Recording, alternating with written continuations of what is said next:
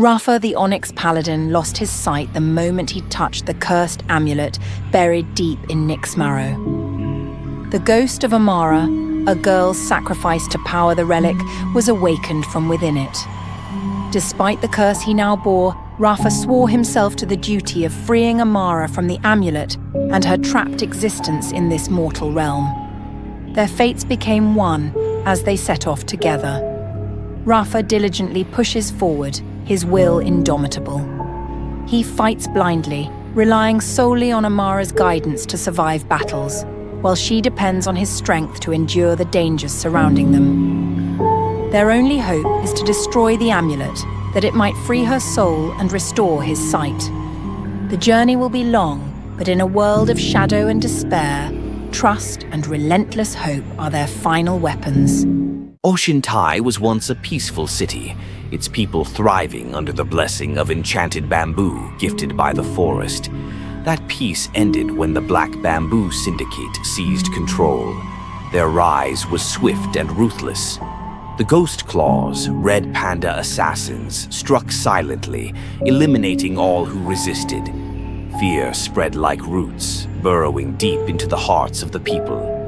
Guo Shen, the Syndicate's leader, ruled with precision from hidden chambers. Using forbidden alchemy and iron discipline, he crushed rivals and bound the city to his will. Every coin, every secret, every life belonged to him. Now, Oceantai bows in submission. The people live under debts and fear they can never escape. The Black Bamboo Syndicate has turned the city into their empire, leaving freedom as nothing more than a dream. Deep within the hidden groves, Nyxora glide effortlessly through the air, like soft whispers of ancient magic. Rarely seen by mortal eyes, their presence is fleeting yet profound, and their arrival is said to herald joy, prosperity, and the turning of fortunes for those lucky enough to glimpse them. These mystical beings are drawn to moments of hope, appearing when hearts need lightness most. It's said they leave invisible trails of enchantment behind them, filling the air with peace and quiet harmony. To glimpse one is to feel an unspoken promise of better days ahead. As sunlight begins to gild the trees, Nyxora quietly fade, leaving only warmth in their wake. Their presence lingers in the hearts of those fortunate enough to see them, a gentle reminder that the world still holds wonder and joy that are never far away. The gods of Zeydris once stood as protectors, their dominions flourishing, but pride consumed them. They abandoned their duties, leaving mortals to suffer. Their temples became hollow, their worship meaningless. From their neglect, Oxiel emerged, the god Scourge.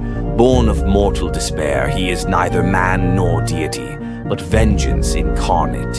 His fury is boundless, his purpose singular, to slay the gods who betrayed creation. Oxiel tears through Zeydris, toppling the divine order. Dominions fall, legacies vanish, and power fades. Those who mocked mortals now cower. Even Xanareth, god of storms, fell in a single night. Oxiel is not salvation, he is judgment. To him, the god's reign is a blight that must be purged. He will not rest until the heavens are empty, and the thrones of the gods lie in dust, forgotten by time. In a quiet grove at dusk, Kieran traced sigils in the dirt, guided by a crumbling manuscript. His heart ached for his sister, her laughter fading from memory with each passing year. The spell was simple: bind a memory to the world, ensuring it would never fade. Kieran held a pendant, whispering the memory of his sister's laughter into it. The light grew brighter, the pendant warming as it absorbed her voice. When the glow faded, he clutched the charm and listened. Her laugh echoed softly, clear as the day he last heard it. The spell was complete. Kieran placed the pendant around his neck, its magic keeping the memory alive for as long as he lived. The grove fell silent once more, the sigils fading into the earth. The spell did as promised. It preserved a moment of joy, unbroken by time. As I draw my last breaths, the clamor of war fades into peace, a peace fought for in solitude. In this moment, I find a truth free from the weight of remembrance or valor. The battle I waged will vanish with me, unseen by those it was meant to protect. As darkness gathers, clarity emerges. The true worth of this struggle lies not in echoes left behind, but in the quiet granted to those spared from fear.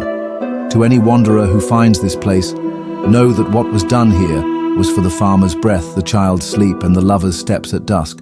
They will never know and thus never fear. Though my name fades, the peace I leave endures.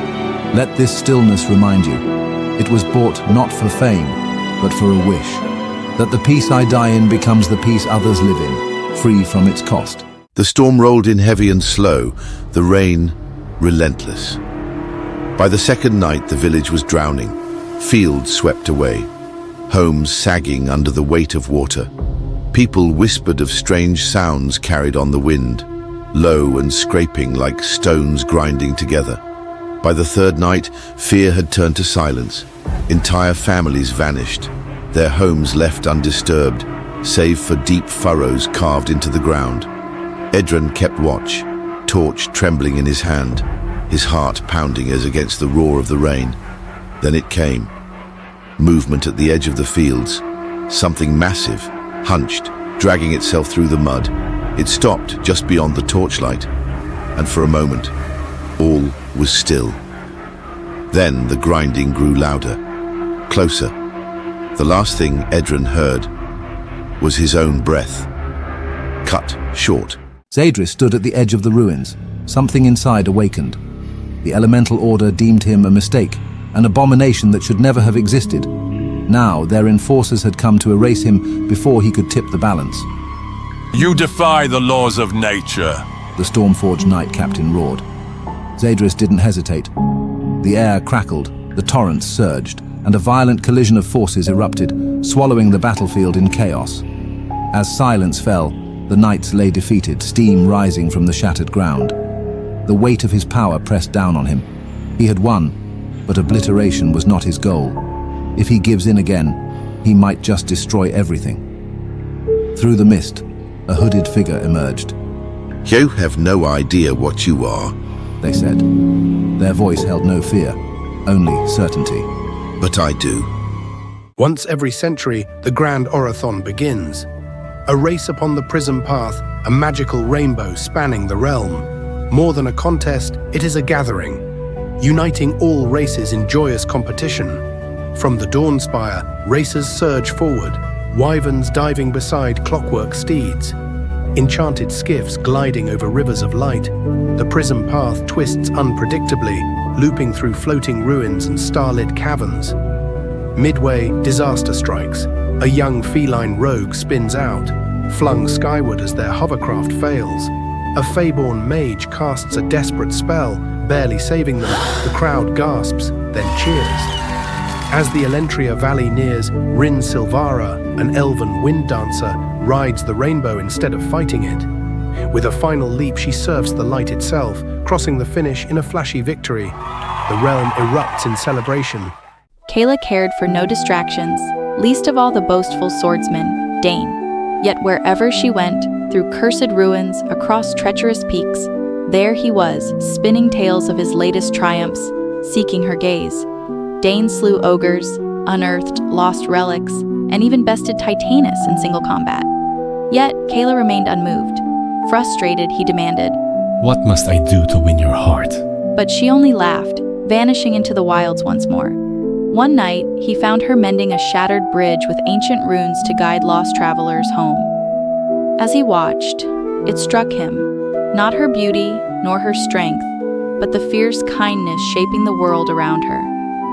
The next time they met, he spoke not of his conquests, but of hers, marveling at the lives she saved, the wonder she uncovered. And in that moment, Kayla smiled, for at last he had seen her.